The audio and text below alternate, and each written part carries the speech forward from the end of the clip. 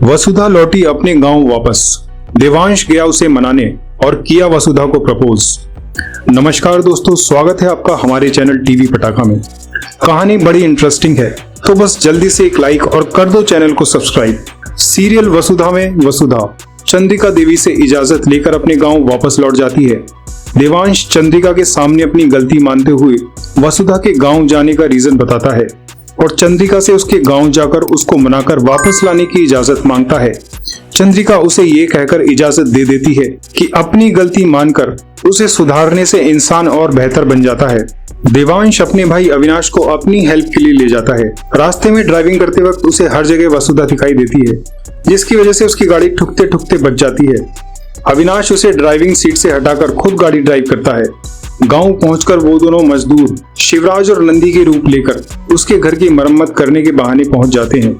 मजदूर के रूप में उन्हें देखकर वसुधा चौंक जाती है, मगर अपनी दादी के सामने कुछ कह नहीं पाती।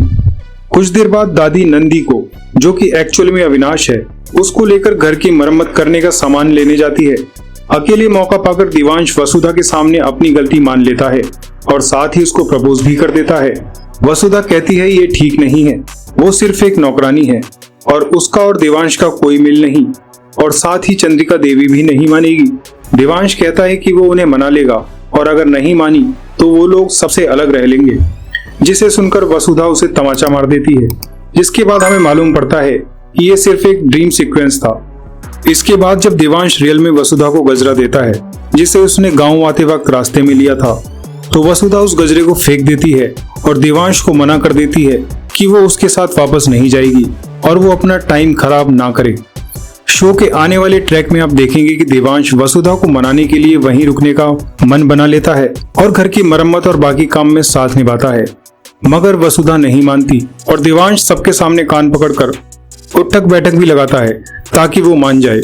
वहीं दूसरी तरफ उसकी दादी को देवांश शिवराज के रूप में पसंद आ जाएगा और वो हेमंत को फोन करके शिवराज, जो कि एक्चुअल में देवांश है, उसकी फोटो खींचकर भेजेगी और कहेगी कि उसने उसे वसुधा के लिए पसंद किया है।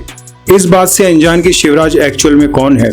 क्या होगा आगे जब पता चलेगा कि शिवराज एक्चुअल में कौन है, और चंद्रिका देवी को जब मालूम पड़ेगा कि देवांश वसुधा के घर मजदूरी कर रहा है, तो उनका क्या रिएक्शन होगा।